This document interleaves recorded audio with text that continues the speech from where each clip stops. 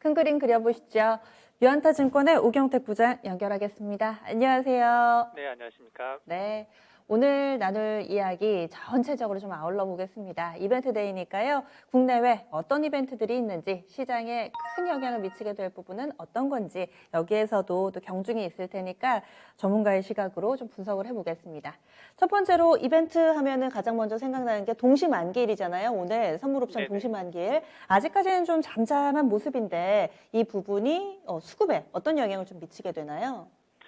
네, 지금 뭐 선물 옵션 만기일인데요. 무엇보다도 제일 중요한 게 외국인이 그 매매 포지션을 어떻게 방향을 잡는지가 가장 중요한데, 일단 오늘 보시면은 이제 거래소 현물 시장에서는 870억 정도 순매도를 나타내고 있고, 근데 반면에 이제 선물 시장에서는 3,500계약 정도로 순매수를 하고 있습니다. 근데 코스닥 시장에서는 외국인이 한 660억을 매수하면서 상대적으로 오늘은 좀 코스닥 시장이 그 상승 흐름이 좀 더 우위에 나타나는 그런 모습을 보고 있는데요. 일단 지금 오늘 이제 매매 방향은 이렇지만은 이제 4월, 5월 달에 좀 외국인의 방향, 그 매매 방향을 토대로 오늘 만기 때 어떤 포지션을 가져갈지가 좀 중요한 것 같은데요. 일단 지금 4월 달 같은 경우는 좀 미국 관련된 그 한국 투자 ETF에서 그 자금이 한 8.8억 달러 정도가 유출이 되면서 좀 많이 유출이 되면서 외국인 매도로 좀 이어지는 그런 부분이 있었고요.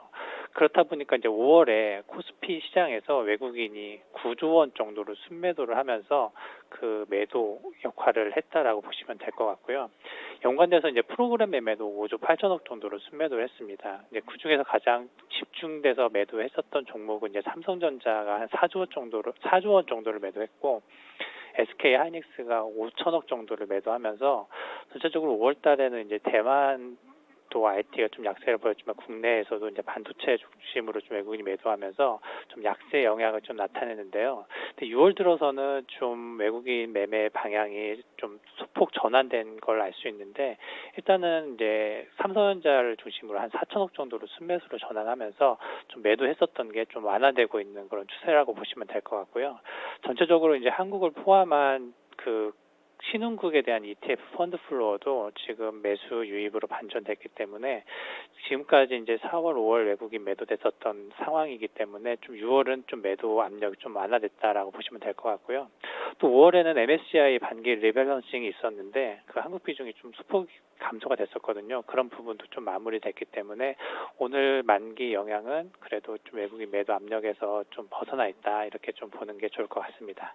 비교적 좀 긍정적으로 중립 변수 혹은 조금은 안심해도 좋겠다. 뭐 강한 매도 압박이 있거나 이러지는 않을 것이다. 이렇게 외국인 수급 좀 예상을 해주셨네요.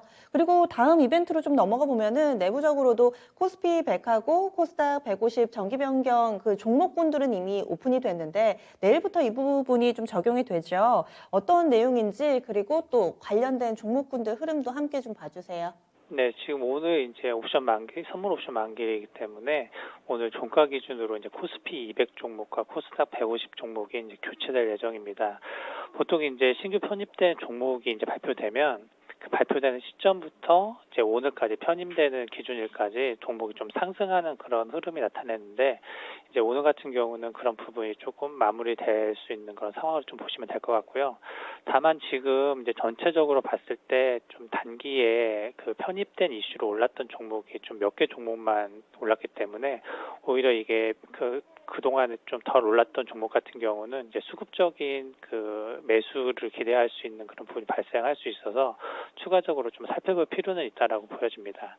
일단 코스피 200에 신규 편입된 종목으로 이제 대한전선, SK 바이오사이언스, 효성 TNC, SK 아이테크놀로지, 효성 첨단 소재, 동원산업, 이 종목이 이제 신규로 편입할 예정이고요.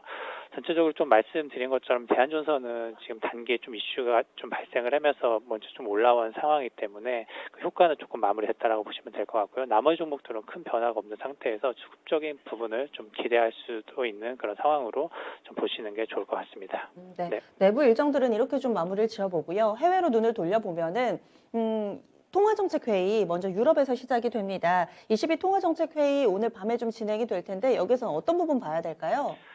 네, 일단은 지금 이제 다음 주 15일, 16일 미국 FMC를 앞두고 이제 22 통화 정책 회의가 열리기 때문에 좀 유럽에서에 대한 분위기를 좀 먼저 알 수 있다라고 좀 보여지는데요.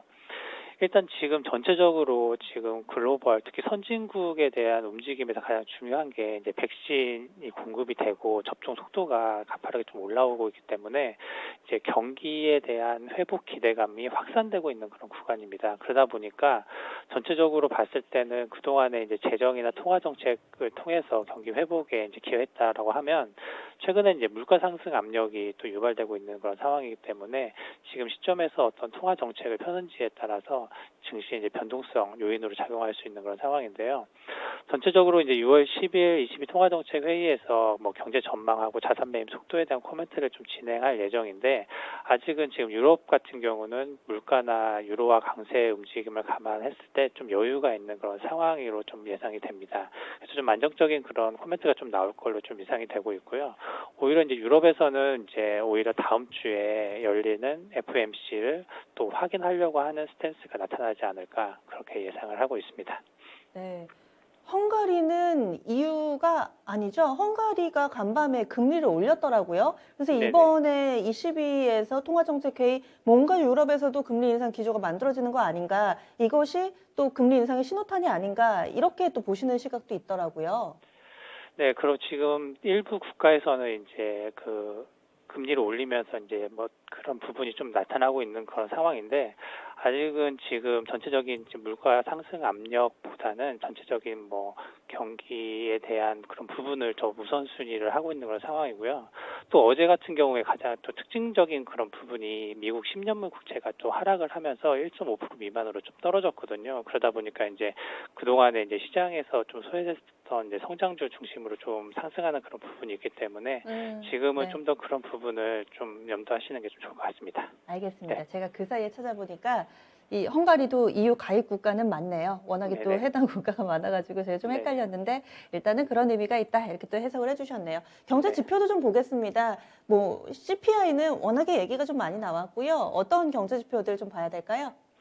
네, 일단 그 CPI를 좀 많이 주목을 하고 있어요. 그러니까 좀 전에 말씀드린 것처럼 지금 물가에 대한 그 상승 압박에 좀 놓여 있는 상황이기 때문에 미국 이제 CPI 소비자 물가 지수가 얼마만큼 나오는지에 많이 관심이 좀 높아져 있는 그런 상황이고요. 일단 지금 5월 소비자 물가 지수는 이제 4.7%가 예상이 되고 있어요. 근데 그 4월은 4.2%였기 때문에 어느 정도 지금 고점에 있는 그런 상황입니다. 근데 이제 예상치인 4.7%보다도 좀 높게 나타났을 경우는 좀 시장에 좀 변동성으로 좀 작용할 수 있을 것 같고요. 이게 지금 아무래도 지금 테이퍼링에 대한 주요 원인으로 작용하는 게 좀 인플레이션 영향이기 때문에 CPI가 발표됐을 때 오늘 그 미국 현지 시간으로 오늘 발표될 예정인데 4.7%보다 더 높게 나왔을 경우에는 좀 부담 요인으로 좀 작용할 수 있는 그런 상황으로 좀 보여집니다. 근데 지금 중국의 5월 생산자 물가 지수가 발표했는데 그 전년 대비 9%가 증가를 하면서 예상치를 좀 상회한 상황이었습니다. 그래서 최근에 이제 글로벌하게 원자재 가격 상승이랑 뭐 수급 차질에 의해서 이제 병목 현상들이 반영이 하면서 원자재 가격들이 좀 상승하는 그런 부분이 좀 반영되고 있기 때문에 좀 소비자 물가 지수도 좀 높게 나올 수 있는 그런 상황으로는 봐야 될 것 같습니다. 네. 네. 이 미국의 CPI 소비자 물가 지표가 예상치가 4.7이라고 얘기를 해주셨는데 예상치를 크게 상회하면 시장에 일시적인 충격은 좀 올 것이다 이렇게 보시는 거세요? 이 네, 나오는 수치 시나리오에 따라서 시장의 반응을 좀 전망해 본다면요. 네, 그러니까 아무래도 이제 4.7% 정도를 상회하는 그 숫자가 나오면 아무래도 이게 물가 상승에 대한 부분이 좀 부담으로 작용할 수 있을 걸로 보여지고요. 예상치보다 낮게 나오면 아무래도 지금은 물가에 대한 압력이 적으니 뭐 테이퍼링에 대한 시기가 좀 더 늦춰질 수 있다 이렇게 받아들이는 게 좀 좋을 것 같습니다. 네, 그래서 4.7 정도 기준으로 좀 살펴보겠습니다. 그리고 중국의 경제 지표도 얘기를 해주셨는데 궁금했던 게 이 생산자 물가 지표는 예상치를 상회했는데 소비자 물가는 또 예상치를 하회했더라고요. 이건 어떻게 읽어봐야 되나요? 네, 근데 지금 생산자 물가 지수는 이제 예상치보다 상회했는데 그 소비자 물가 지수 같은 경우는 이제 특별한 좀 케이스입니다. 그러니까 돼지고기 가격이 작년도에 아. 급등을 했다가 올해 같은 경우는 이제 급락을 하면서 그 영향을 조금 많이 받은 부분이라 그거를 이제 생산자 물가 지수가 올랐는데 소비자 물가 지수가 빠진 거를 좀 해석하는 거는 좀 중국의 좀 예외적인 그런 상황으로 좀 보는 게 좀 좋을 것 같습니다. 아, 그런 변수가 네. 있었네요. 알겠습니다. 그러면 오늘은 큰 그림 그려주세요. 네, 아무래도 지금 시장은 이제 다음 주에 있을 FOMC에 대해서 좀 많이 그 이벤트를 앞두고 좀 그거를 좀 확인하고자 하는 좀 움직임이 좀 있습니다. 그렇기 때문에 좀 어느 정도 지수도 고점이니까 좀 관망 상태에 있는 그런 상황이지만 최근에 이제 주가 움직임을 보면은 좀 순환매적인 움직임이 좀 강하게 나타나고 있습니다. 그래서 그 순환매 흐름이 어느 정도 조금 마무리되고 주요 이벤트들이 좀 마무리가 됐을 때는 아무래도 지금 시점에서는 좀 2분기 실적을 포커스로 종목이 압축되지 않을까라고 생각이 되고 있습니다. 그래서 지금 시점에서는 지금 전체적인 이제 순환매가 다 돌아간 상황이기 때문에 2분기 실적이 그 좀 호조를 나타낼 수 있는 종목군 중심으로 좀 접근하는 게 지금 시장에서는 좀 수익을 낼 수 있는 그런 전략으로 볼 수 있을 것 같습니다. 네, 알겠습니다. 자세한 말씀 고맙습니다. 네, 감사합니다.